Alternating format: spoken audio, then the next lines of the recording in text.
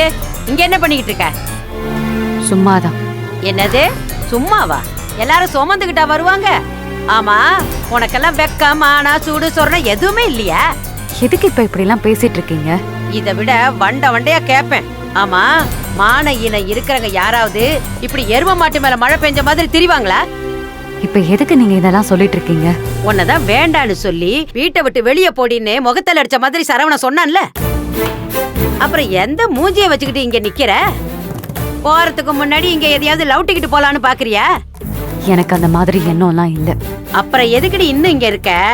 எங்கேயாவது போய் தொலைய வேண்டியதானே? ஏய் ஜெகதா,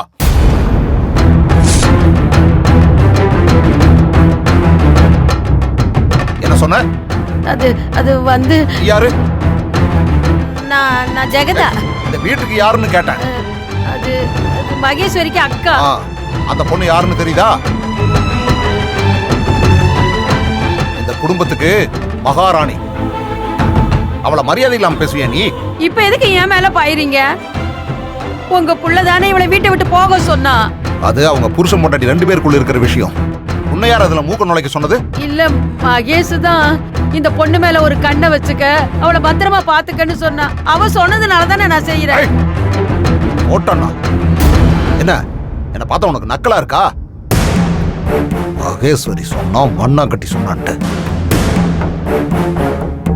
இந்த பாரு, இனிமே என் மருமகளை பத்தி ஒத்த வார்த்தை சொன்னாலும் நாக்கு அறுத்து போடுவோம் பாத்துக்க. இந்த பாரு, இந்த வீட்டுல என் மருமக வச்சதுதான் சட்டம். அந்த புள்ள சொல்றதை கேட்டு வீட்டுல இருக்கிறதா இருந்தா இரு, இல்லைன்னா வெளியே போய் தொலை. புரியுதா? புரிஞ்சுது. ஜாக்கிரதை. அம்மா, நீ போய் வேலை பாருமா. குறைச்சு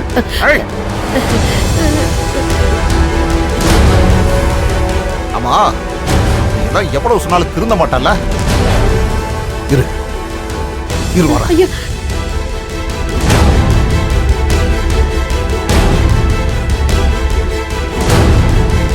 ஐயோ கடவுளே, என்ன நடக்க போகுதோ தெரியலையே.